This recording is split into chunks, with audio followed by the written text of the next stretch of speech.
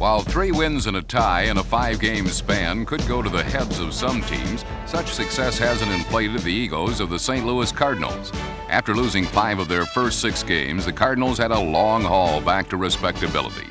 But last week, thanks to the passing of Neil Lomax and the running of number 32 Otis Anderson, St. Louis regained a little of its self-esteem.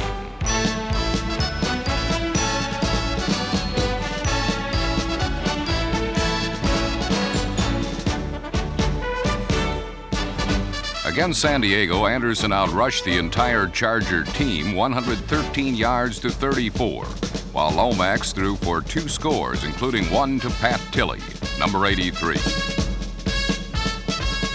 St. Louis scored 30 second-quarter points, giving the explosive Chargers a taste of their own medicine.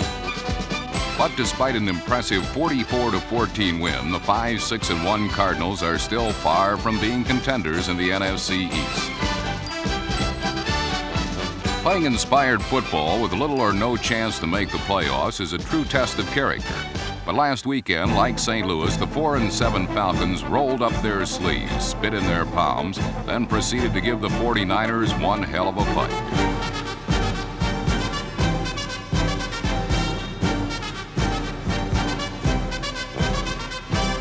Gerald Riggs' 40-yard scoring burst sent the San Francisco defense reeling toward the ropes. However, it was wide receiver Ronaldo Nehemiah who was on the receiving end of the knockout blow. While Nehemiah was down, taking the mandatory 8-count, Falcon defensive back Blaine Geisen picked up the 49er fumble and raced 64 yards for a touchdown.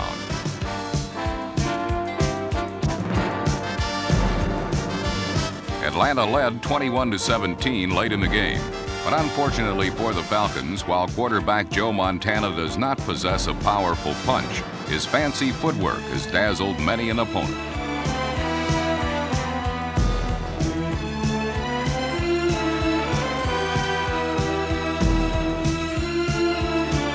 Montana's touchdown put the 49ers on top 24-21. Atlanta got the ball back one more time, but with only 2 seconds left and the ball on San Francisco's 47-yard line, the game appeared over.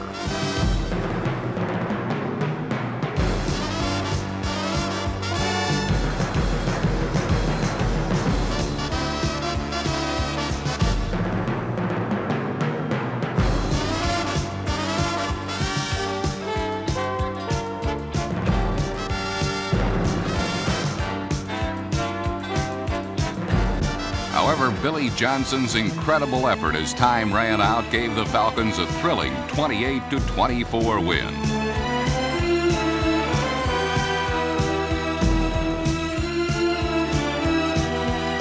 Another look at the season's most exciting play shows that quarterback Steve Bartkowski's desperation pass was tipped into the hands of Johnson, who then skillfully avoided a number of 49er defenders before lunging into the end zone.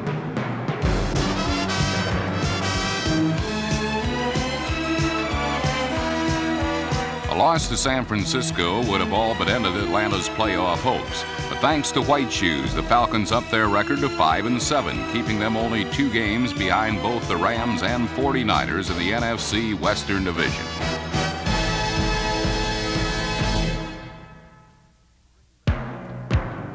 In Green Bay, the thrill-a-minute Packers know how to protect themselves from the elements. However, they haven't been able to escape the frustrations of their roller coaster season. Against the Lions, Green Bay built a 20-3 halftime lead. But when quarterback Lynn Dickey was unable to return in the second half, Eric Hipple took it upon himself to send the Packers on a downward slide once again.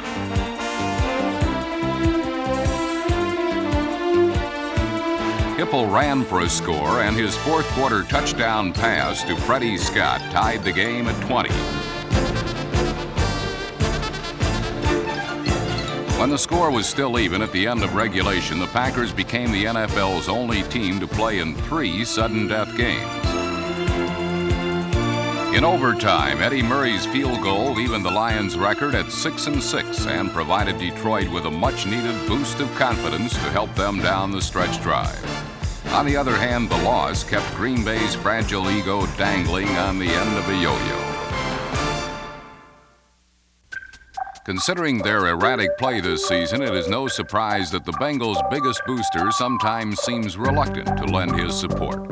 Last Sunday, though, Ben Zoo the Tiger told his team to forget about their losing record and let Bengal pride carry them to victory over the Oilers. The Bengals did just that as they came out scoring early and scoring often against Houston. Dan Ross's 2 touchdowns were his first 2 of the season, a sure sign the Bengals once and for all are returning to the competitive form that brought them to the brink of a Super Bowl victory 2 years ago. A better sign, though, may have been the consistent play of quarterback Ken Anderson, number 14.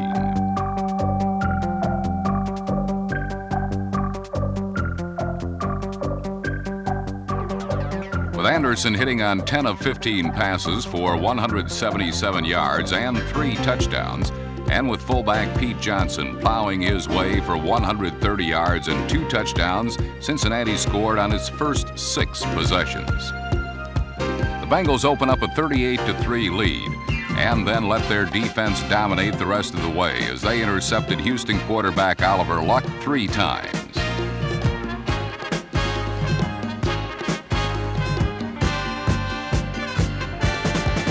The 38-10 win was Cincinnati's 4th in their last 5 games, proving that pride and hope can still be motivating factors in the NFL. Something that the Philadelphia Eagles and some of their fans seem to have forgotten.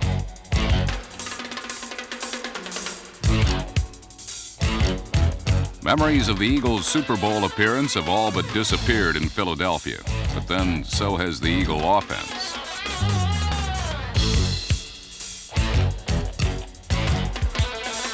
Against the Giants, repeated blitzing from the likes of Lawrence Taylor and number 53 Harry Carson helped limit the paltry Eagle offense to just 79 total yards, a figure easily exceeded by New York's Butch Woolfolk, who rushed for 159 yards on an NFL record 43 carries.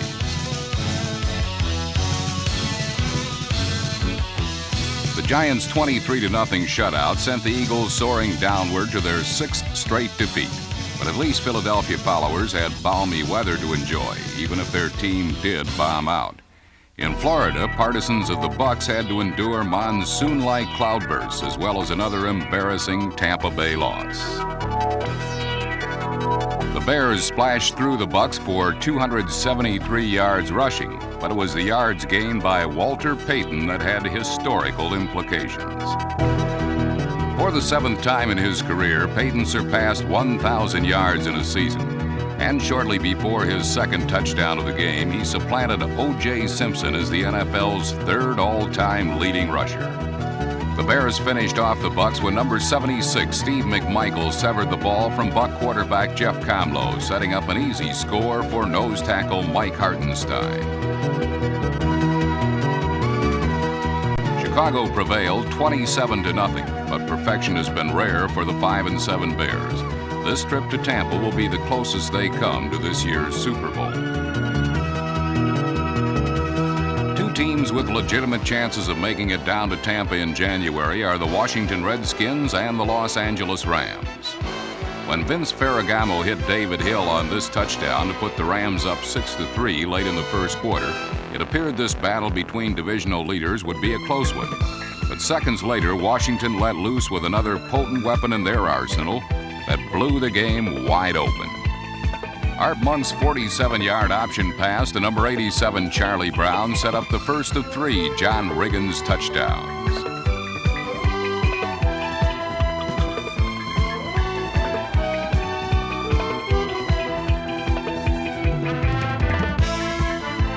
With Riggins on a roll, Washington was on its way.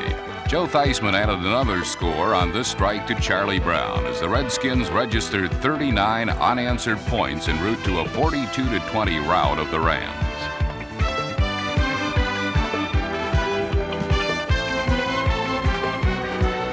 With a 10-2 record and an offense that will likely break the NFL's single-season scoring record, the Redskins are bucking the trend of recent Super Bowl winners.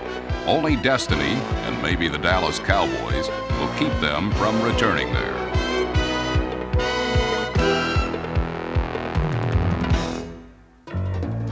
The red-hot New England Patriots hosted the Browns in a showdown between Cleveland's improving young defense and the NFL's #1 ranked ground game.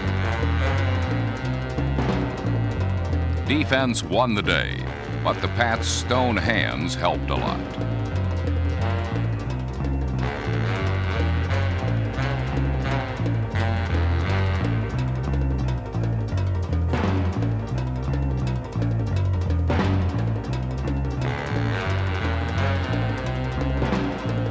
As poorly as their infantry fared, the Patriot air attack was even worse. Steve Grogan had only 74 yards passing and was knocked out of the game with a fractured leg.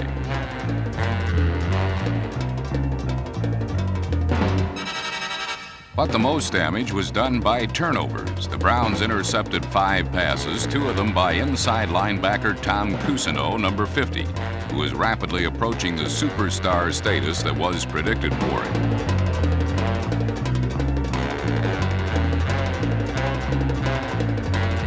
Cousineau's biggest play came on a second quarter blitz that resulted in a 65-yard touchdown interception by Chip Banks.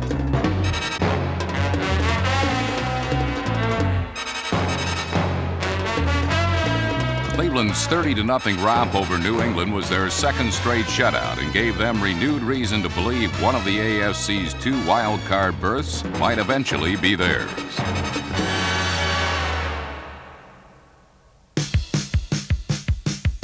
Controversial Al Davis had to enjoy what he saw early Sunday, a typical Raider brawl in which the silver and black protected their quarterback while knocking Buffaloes out of the game.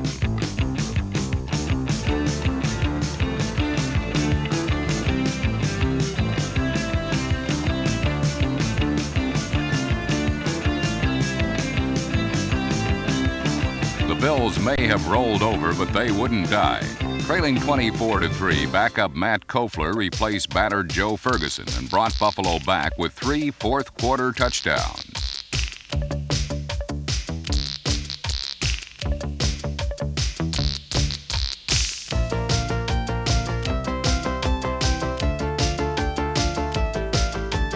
The tying score came on Kofler's 4th down pass to Perry Tuttle.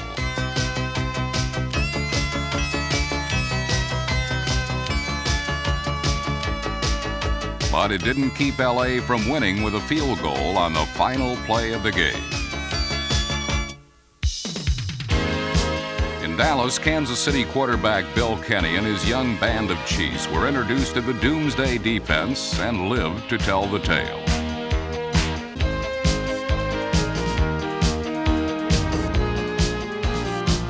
The story was the re-emergence of Tony Dorsett, who ran for a pair of touchdowns and became the 9th player in NFL history to surpass 8,000 yards on the ground. No one appreciated his performance more than ex-Cowboy offensive coordinator John Mackovic, now the Chiefs coach, who said if you don't stop Dorsett, you don't stop Dallas. The Chiefs didn't stop Dallas, as the Cowboys led from start to finish for the first time all year.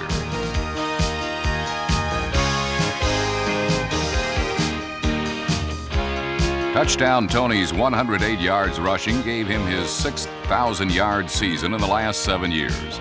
Tony was the difference, Tom Landry said after the game. Take away his 2 big runs, and it would have been a long afternoon. It nearly was anyway, as Mackovic's men showed their stuff in the 3rd quarter when Kenny twice hit Carlos Carson with touchdown throws.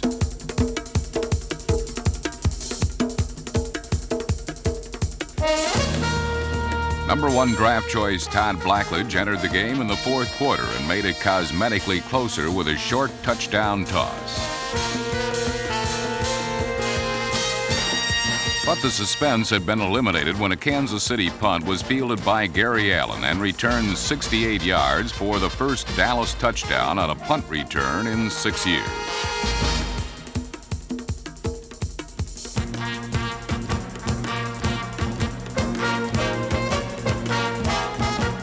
Dallas's win raised their record to 10-2, keeping them even with Washington in the NFC's Eastern Division. With the two best records in the NFL, the meeting between the Cowboys and Indians in the regular season's next to last game looms larger each week. Trying to break a two-game losing streak in Pittsburgh's Three Rivers Stadium is no day at the beach, but then again, Vikings are supposed to be tough men who can handle hostile territory. On Sunday, the Vikes were such men. During one stretch, the Steelers were shut down on 10 straight possessions, and Cliff Stout's gutsy fourth-period run was simply too little, too late.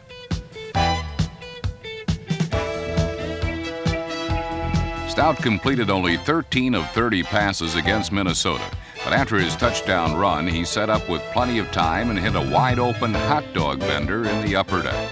Unfortunately, it was one of his most accurate passes of the afternoon.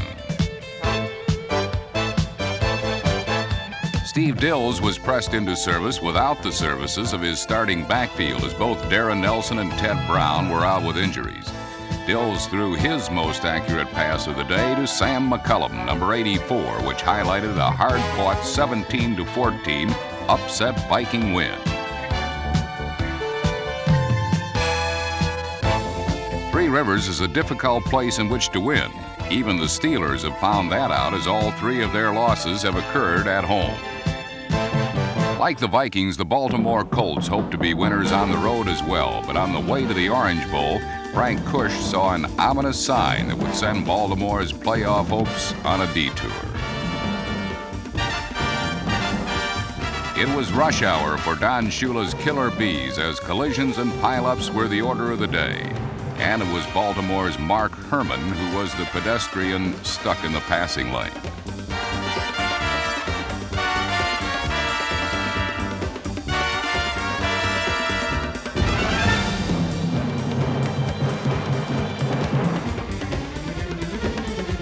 Miami shut out the Colts 37-0, smothering Baltimore for 60 minutes. It was Miami's easiest win of the season, capped by an 85-yard touchdown pass from Dan Marino to Mark Duper, 1 yard shy of Miami's longest pass play ever.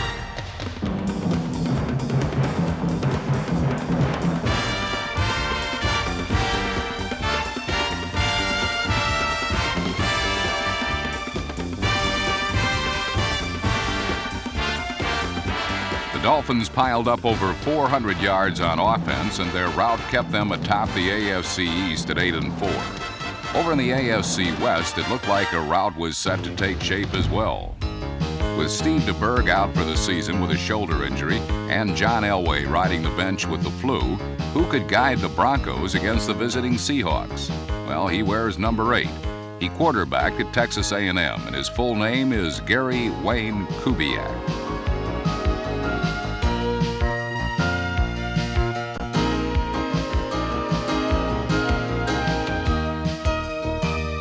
Kubiak had never taken a snap in an NFL game prior to the contest, but suddenly Steve Watson found himself carrying Kubiak's toss 78 yards for a touchdown. And behind their youngster, Denver galloped to 20 first-half points.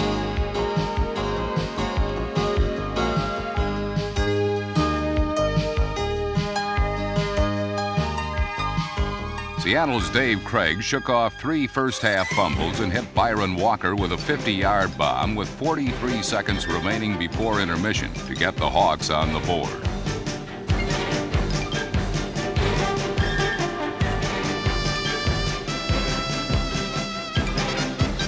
But this afternoon belonged to rookie Gary Kubiak, who tossed away his clipboard and headset and led Denver to victory in his first start ever.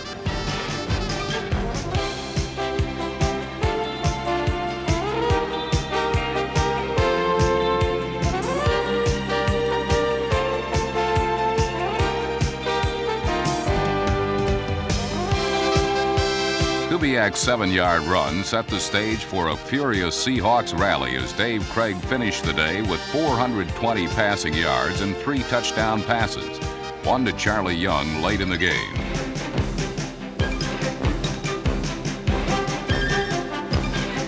Kubiak's first game netted the Broncos 38 points. Craig's finest game produced 27 as Seattle's comeback fell short. 12 weeks completed means that only 1/4 of the regular season remains. This is when every touchdown and every first down begins to take on monumental importance.